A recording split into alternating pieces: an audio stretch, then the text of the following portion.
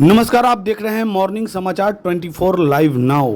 आपको बता दें कि दिनांक 18/7/2024 को आशा कुमारी द्वारा दिए गए ज्ञापन में, जो कि डीएम साहब को दिया गया ज्ञापन, उसमें इल्ज़ाम लगाया गया था कि मरवन प्रखंड की सीओ ने धोखाधड़ी कर उनके ज़मीन का दाखिल खारिज किसी अन्य व्यक्ति के नाम पे कर दिया है। इसी विषय में जब हमने सीओ मरवन प्रखंड से बात की तो क्या कुछ कहा उन्होंने, देखिए वीडियो के माध्यम से आगे। आशा कुमारी जो मियाँ पकड़ी गांव की रहने वाली हैं, उनका सीधा सीधा आरोप आपके ऊपर लगा है कि 144 ज़मीन के ऊपर लगे होने के बावजूद आपने दाखिल खारिज करवा दिया है ज़मीन। तो इस पर आप क्या कहेंगे? देखिए, अगर उनका ये आरोप है ऐसा कि 144 लगा था इस ज़मीन पे, तो इसका सूचना उन्होंने दिया था अंचल को। उनके पास रिसीविंग ऐसा कुछ होगा ना, ऐसा तो कोई सूचना उनको नहीं था। आपत्ति था इनके ज़मीन पे, तो उसका सुनवाई किया गया था और इनका जो मामला था वो पैसों के लेन देन से संबंधित था। ठीक है, तो इसी आधार पे इनका म्यूटेशन, पैसे के आधार पे आप नहीं ना रोक सकते किसी म्यूटेशन को। इनका कहना था कि इन्होंने इतने पे बात किया हमारे ज़मीन में, इतने लाख पे, और इनके द्वारा कम पैसा दिया गया जिसको रजिस्ट्री की है ज़मीन। तो उसने बाकायदा साक्ष्य दिखाया, रिकॉर्डिंग सुनाया कि आपको पूरे पैसे प्राप्त हो गए हैं। तब इस आधार पे ये आपत्ति ही निराधार थी, क्योंकि इन्होंने खुद ज़मीन बेचा था और खुद ही आपत्ति लगा रहे थे।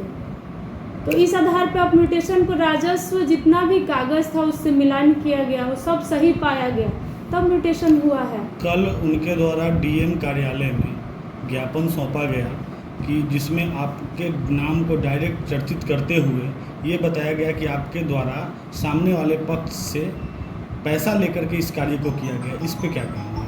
अब इस पे हम क्या कहेंगे? इस पे अगर उनके पास कोई साक्ष्य है तो प्रस्तुत करें कि ऐसा मेरे द्वारा किया गया है। ऐसे आरोप तो ऐसे लगेंगे ही। अब हम क्या कर सकते हैं इसमें?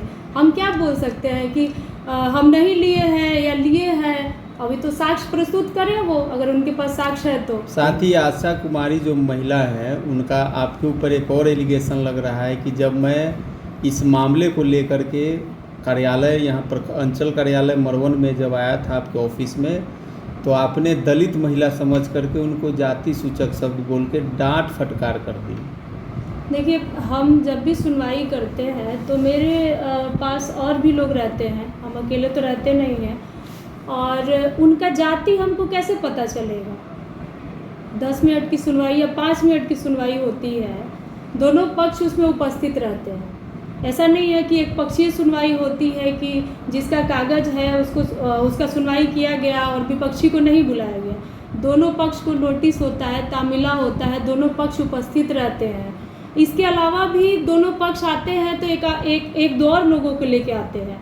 ठीक है, तो हमको तो उनकी जाति पता नहीं थी कि जाति क्या है हम उनसे जाति क्यों पूछेंगे? हमको कागज़ देखना है, जहाँ पे राजस्व का कागज़ देखना है, तो हम उनका जाति देख के थोड़ी काम करेंगे, चाहे नहीं करेंगे। अच्छा, इन सभी मामलों से मिलने के बाद, जिलाधिकारी से मिलने के बाद वो मीडिया से मुखातिब होती हैं और बोलती हैं कि अगर मेरे साथ इंसाफ नहीं मिलता है, न्याय अगर नहीं मिलता है, तो मैं आत्मदाह कर लूँगी और इसकी सारी जिम्मेवारी जो आपके ऊपर लग रहा है वो आपकी होगी। इस पे आपका क्या कहना है? देखिए, कोई भी, अगर हम खासकर हम लोगों का जो अभी म्यूटेशन वाला बात करें या दाखिल खारिज, एक अर्ध न्यायिक प्रक्रिया है।